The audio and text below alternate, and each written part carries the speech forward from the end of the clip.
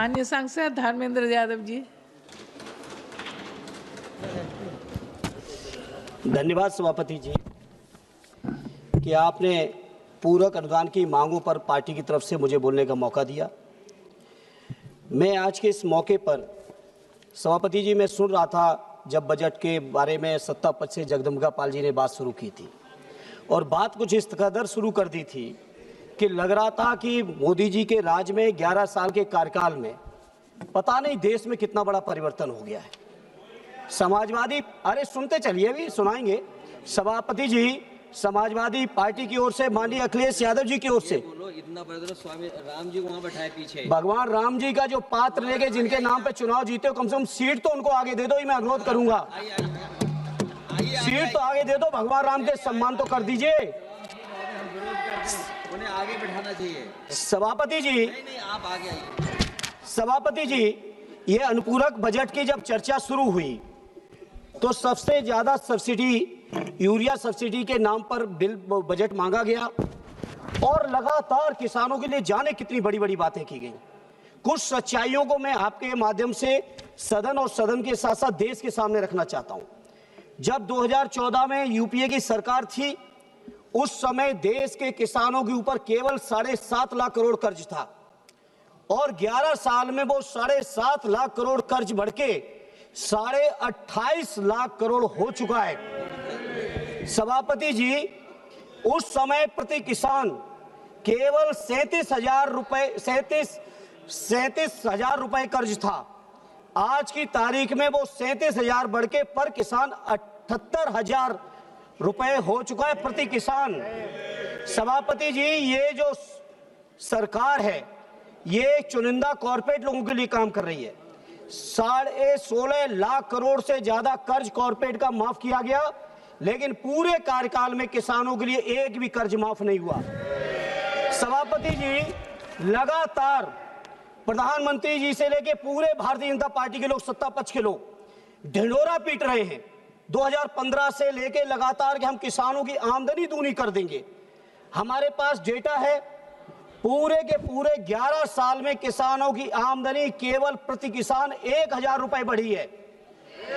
स्वामीनाथन जी के बारे में 2014 में कहा, 17 में कहा, 19 में कहा, 22 में कहा, आज तक स्वामीनाथन जी की सिफारिश रिपोर्ट को लागू नहीं किया है। किसान नहीं है, इसलिए नहीं कर। ये सच्चाई है इनकी। सभापति जी, दूसरी बात इन्होंने की रोजगार की। रोजगार के मामले में जो लोग पहले से नौकरी कर रहे हैं, कहीं पेट्रोल पंप पे कोई अगर वो सेल्समैन बना हुआ है, पेट्रोल भर रहा है, कोई घुमचे वाला, तमाम तरीके के सर्वे करा के, फर्जी आंकड़े पेश करके, और अब तो विदेशी संस्थाएं भी यहां तक कहने लगी कि हिंदुस्तान की तरफ से फर्जी आंकड़े पेश किए जा रहे हैं। तो इसलिए सभापति जी, मैं आपके सामने बात करना चाहता हूं। सभापति जी, अगर देश की हालत जो बात करते हैं, तमाम सत्ता पक्ष वाले, जीडीपी मैंने इतनी बढ़ा दी, जीडीपी उतनी बढ़ा दी। आप सोचिए, ग्लोबल हंगर इंडेक्स में हमारा देश 2014 में 55वें नंबर पे था और आज हम 2025 में बात कर रहे हैं तो 102वें स्थान पे पहुंच गया है। केवल 123 देशों में से। प्रति व्यक्ति आय घटी है, किसानों का रेट बढ़ा है।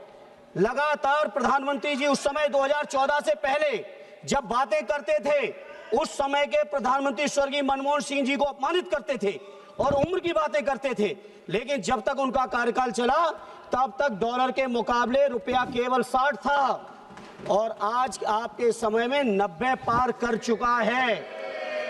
आप सोचो, इस बात को हम किस तौर पे परिभाषित करें। आपने रोजगार की बहुत बातें की, नौजवानों की। सभापति जी, आज हम आपसे जब बात कर रहे हैं, अपनी बात रख रहे हैं, आज ही उत्तर प्रदेश के अंदर जिस आयोग को आपने माननीय अखिलेश यादव जी के कार्यकाल में बदनाम किया, आज उस कार्यकाल, उस आयोग का यह हाल हो गया है। माननीय सभापति जी, उत्तर प्रदेश के अंदर 53 से ज्यादा पेपर लीक होके परीक्षाएं रद्द हो चुकी हैं पिछले 9 सालों में उत्तर प्रदेश के अंदर, और 11 सालों में देश के अंदर कोई भी भर्ती पूर्ण नहीं हुई है। और आज जब हम आपसे बात कर रहे हैं माननीय सभापति जी, इस समय इलाहाबाद के लोक सेवा आयोग में उत्तर प्रदेश के हजारों नौजवान अपनी बात को रखने के लिए, वहां की निमित्ताओं को दूर करने के लिए जब इलाहाबाद के आयोग के सामने खड़े थे तो आप विजुअल, आप महिला हैं, आप संवेदनशील हैं, आप देख के आश्चर्य करोगी कि किस तरह से वहां के नौजवानों को, युवकों को, युवतियों को लाठी चार्ज करके, बाल पकड़ के घसीटा जा रहा है। अमानवीय व्यवहार आज प्रयागराज और इलाहाबाद में हो रहा है। सभापति जी बहुत बातें की बेरोजगारी को दूर करने की। अरे सुन लो, सुन लो, हर साल 2 करोड़ रोजगार देने की बात आपने की और 2 करोड़ रोजगार देने के बाद सभापति जी साल दर साल मेरे पास डेटा है और आज की तारीख में आजादी से लेके अब तक अगर बेरोजगारी की दर कभी सबसे ज्यादा बढ़ी है तो आज हमारे देश में 8% से ज्यादा बेरोजगारी की दर आज बढ़ी हुई है। यह है भारतीय जनता पार्टी की सच्चाई। सभापति जी बात करते हैं ये लोग जनगणना के नाम पर पूरे देश में। मुझे याद है, मुझे भी सौभाग्य मिला था सदन में, श्रद्धेय नेताजी, श्रद्धेय शरद जी, आदरणीय लालू जी से लेके पासवान जी थे, सभी लोगों ने मांग रखी थी कि जातीय जनगणना होनी चाहिए 2010 में।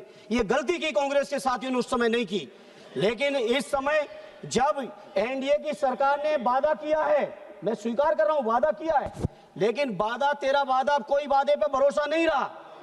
हालत ये हो गई है एक भी वादा पूरा नहीं है, इसलिए जातीय जनगणना के भी वादे पर देश की जनता को अब आपके ऊपर भरोसा नहीं है।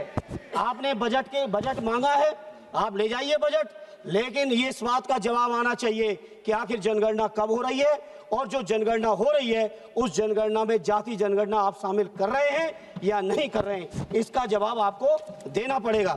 सभापति जी यूरिया की जहां तक सवाल है, सबसे ज्यादा ढिढोरा पीटा जा रहा है। यूरिया के लिए पूरक मांगे की गई है, लेकिन यूरिया की हालत क्या है?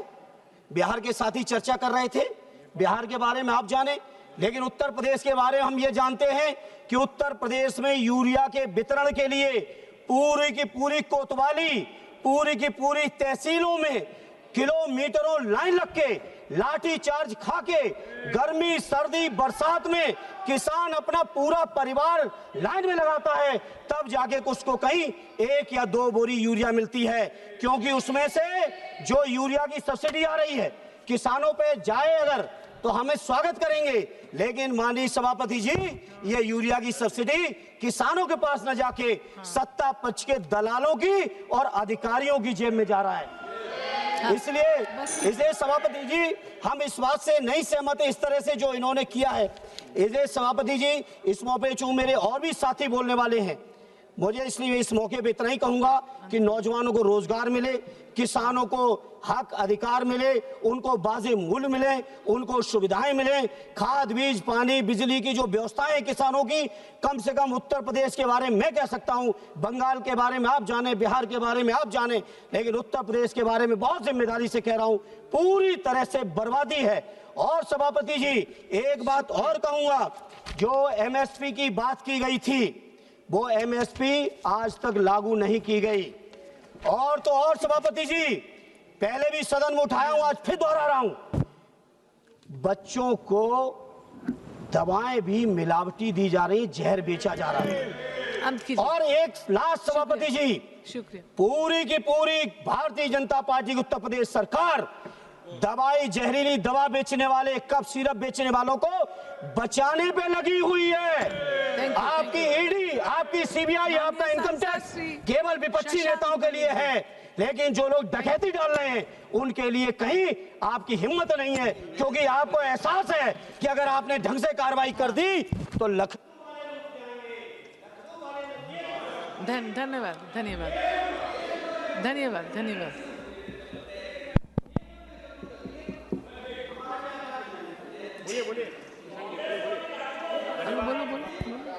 सभापति महोदया,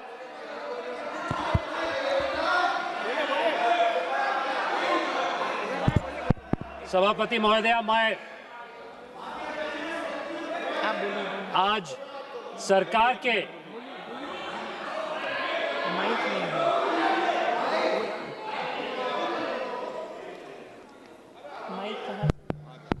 सभापति जी लखनऊ वाले बचाने में लगे हैं, दिल्ली वाले कुछ कर नहीं रहे हैं, और दिल्ली वाले डर रहे हैं कि लखनऊ वाले कहीं रूठ न जाएं।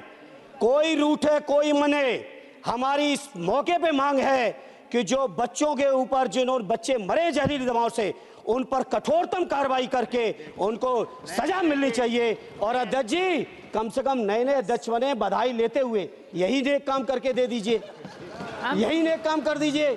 तो कम से कम उत्तर प्रदेश के वो बच्चे जो मरे, उनके परिवारों को, दिलों को कहीं ना कहीं सुकून इस बात का मिलेगा कि आपने कार्रवाई कर दी। बहुत बहुत धन्यवाद सभापति जी, आपने टाइम दिया, बहुत बहुत धन्यवाद।